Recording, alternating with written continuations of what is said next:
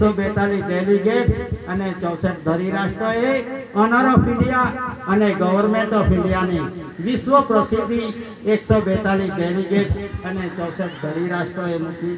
અને બીજામાં આવ્યું an immense peninsula lying to the south of Asia.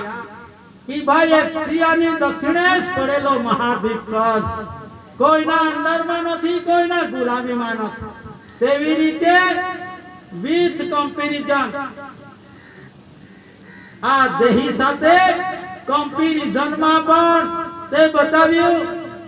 અને વિશ્વની વ્યવસ્થામાં ये દક્ષિણેશ દિશામાં પડેલો મહાદ્વીપ કલ્પની એક રચના પણ બતાવી.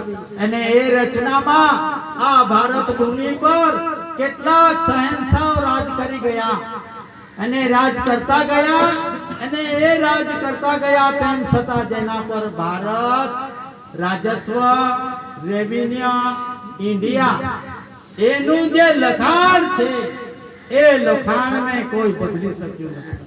કેટલી પણ મહાસત્તા ગઈ પરંતુ એનામાં બદલાયું નથી. એટલે ભારત સ્વરાજ નથી પરંતુ ભારત રાજસ્વ છે. એટલે આ જો ભારત છે આ ગવર્નમેન્ટ ઓફ ઇન્ડિયા ભારત સરકારનો માલિકી હક ધરાવે છે. અને તેમાં આ આદિવાસી સમાજ અખિલ આદિવાસી સમાજ એ અખિલ આદિવાસી સમાજ એનો કુટુંબ પરિવાર અને પરિવાર તરીકે એની વારસાઈ નિર્ણયથી નિર્માણ થઈ ગઈ છે. અને એ વારસાઈ લેન્ડ એટલે ધરતી, ધરતીના રૂલ્સ નિયમ પ્રમાણે આદિવાસી અહીંનો ઇમિગ્રેશન ઇન ઇન્ડિયા એનો વતની છે. અને એ વતની હોવાથી એના પર કોઈ પણ જાતનો ટેક્સ લગાવવામાં આવતો નથી. અને એ ઇન્ડિયા નોન જ્યુડિશિયલ છે. હવે India non judicial and immense peninsula lying to the south of Asia, દક્ષિણે પડેલો મહાદ્વીપ કલ્પ, 2 સ્ટાર્સ. આ વસ્તુ શું છે? તો એમાં રાજા હોય, રાજ હોય તો રાજા પણ હોઈ શકે અને રાજા હોય તો રાણી પણ હોઈ શકે. એને કહેવામાં આવે છે ઇન્ડિયા નોન જ્યુડિશિયલ. આ રાજ છે તો એને ચલાવવા માટે માલિક પણ હોવો જોઈએ. અને માલિક છે તો માલિકને ખવડાવવા માટે માલખાણ પણ હોવું જોઈએ. તો એના માટે રાજ હોય તો રાજા પણ હોઈ શકે અને રાજા હોય તો રાણી પણ હોઈ શકે. એનું નામ ઇન્ડિયા નોન જ્યુડિશિયલ. તો આ ઇન્ડિયા નોન જ્યુડિશિયલ નો જે વ્યવહાર છે એ વ્યવહાર કોઈનાથી જીતાયો નથી. વિશ્વના જે સંસારિક જીવોનો જે એકાઉન્ટ જેને આપ્યું છે અને આપીને એને પ્રગટ પ્રસિદ્ધિમાં મુકાવ્યું છે તેવા પૂજ્ય દાદાએ એને યુનિવર્સલ ઓફ વર્લ્ડના ઓનર તરીકે ગણ્યા છે.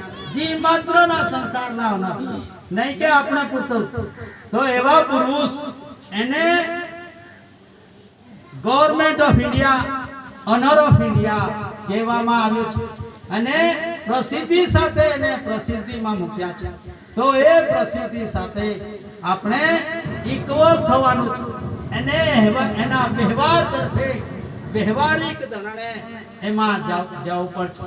કારણ કે કોઈ કામ અધૂરું નથી, બધું પૂર્ણ કર્યો છે. આપણે વિશ્વાસથી એના જે દસ્તાવેજ છે એ દસ્તાવેજનો અભ્યાસ કરીને કોઈ પણ આંધળો આવે, લૂલો આવે, લંગડો આવે તો એને આ દસ્તાવેજથી સમજ પાડો. અને એ દસ્તાવેજ એવા દસ્તાવેજ છે કે આ દેહી સાથે, દેશ સાથે અને વિરાટ સાથે કમ્પેરિઝનમાં મૂક્યા છે. એટલે કોઈની પાસે ચેક રબર નથી. આ દસ્તાવેજને નાસીવંત કરવા માટે, આ દસ્તાવેજને નાસીવંત કરવા માટે કોઈ વિશ્વની એવી કોઈ તાકાત નથી. કારણ કે એમાં ત્રણેય જગ્યાએ કમ્પેરિઝન સરખામણી થાય છે અને સરખામણી કરી દીધી છે. એના માટે આ નાસીવંત નથી. અને એ નાસીવંત નથી તો એ નાસીવંતમાં આપણે ક્યાંનું કીધું કે કર્ણ કંસરી લાઇટ ઓવર ફાધરહુડ ગાઈડ્સ. વિશ્વની એક વ્યવસ્થા એવી છે વિશ્વની વ્યવસ્થામાં જેટલા પણ જીવો હોય તો એને ખાવાનું જોઈએ છે, અને ખાધા સિવાય એને ગતિવંત બનાતું નથી. તો એ ગતિવંત બનવા માટે વિશ્વમાં કંસરીનો આહાર લેવો પડ્યો, અને એ કંસરીનો આહાર લઈને આપણને વિશ્વની રચના જોવાની અને જાણવાની છે. કેમ જોવાની જાણવાની છે? કારણ કે આ દેહી અનેક પાર્ટથી અનેક વિભાગોથી બની છે. આના કેટલા પાર્ટ છે? તો એ પાર્ટથી બની છે આ દેહી. તો તેમ છતાં કોળીઓ મોઢામાં નાખો, પેટમાં જાય એટલે બધા પાર્ટો ચલિત થાય છે. એટલે એક અન્ન આહારની વ્યવસ્થા એવી છે કે જેને ખાવાથી આ વિશ્વના શરીરે આ એક વિશ્વ છે, તો આ વિશ્વના જે પાર્ટો છે એ પાર્ટો પણ આપોઆપ ચલિત થાય છે, કોઈ બાકી રહેતું નથી. તેવી રીતે દાદાએ ધરી રાષ્ટ્ર 142 ડેલિગેટ્સ, વિશ્વ ધરી રાષ્ટ્ર કે ઘર બેઠા ધરી ફેરવીને આ વિશ્વ જગતની રચના અને રચનાની રચના તરફે આ જીવને વાળવા માટે જીવની આવશ્યકતા એટલે કણી ખવડાવીને અને કણીના અન્ન આહારની વ્યવસ્થા બતાવીને આપણને આપી છે કે ભાઈ કણી ત્યાં કેવું રંધાય છે, ત્યાં કેવું ખાવાનું બને છે કે આ દેહને અનુકૂળ હોય એવી રીતે. તો આ દેહને અનુકૂળ હોય એવી રીતે આ કણી ત્યાં બને છે. જ્યારે આપણા ઘરે કણીનો જરૂર છે પેટને, પરંતુ આપણે તો કણી શેના પરથી લઈએ છીએ? આ જીભના સ્વાદ પરથી. તો જીભના સ્વાદ પરથી કણી પેટમાં ઉતારીએ છીએ. પણ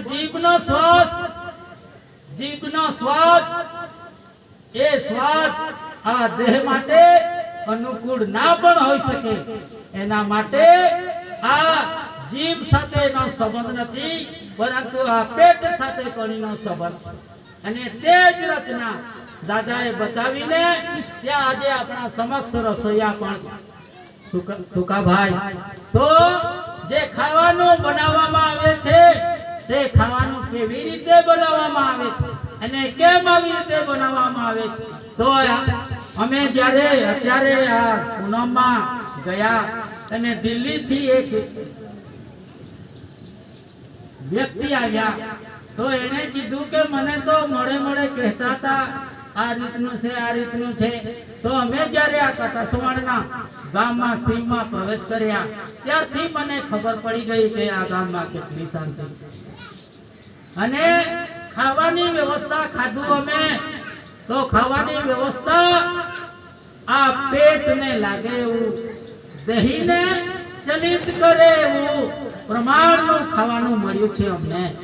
એટલે આ વિશ્વ જગતની વ્યવસ્થા અને વ્યવસ્થામાં આપણે અન્ન આહારમાં પણ થોડાક જીભની સ્વાદથી જે બનાવાય છે તે પેટ માટે યોગ્ય પણ ના પણ હોઈ શકે.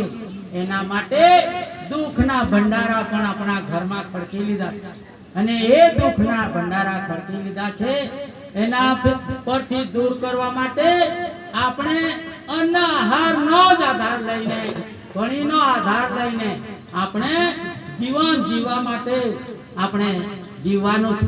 હવે આધ્યાત્મિક કરાર એટલે શરત ગણવામાં આવે છે. ને તમે કોર્ટ કચેરીમાં જાઓ તો જામીન લાગ્યો હોય તેને પણ એફિડેવિટ વગેરે વગેરે. પરંતુ આધ્યાત્મિક કરાર એટલે આત્મિક બંધારણ, જીવતા જીવોનું બંધારણ. આત્મિક બંધારણમાં એક કરાર એટલે શરત થઈ છે, અને એ શરતમાં કરન્સી અને કરન્સીસ, પ્રોમિસરી, ડોક્યુમેન્ટરી પેટ આધારે અનાજની પ્રસિદ્ધિ કરવાની છે.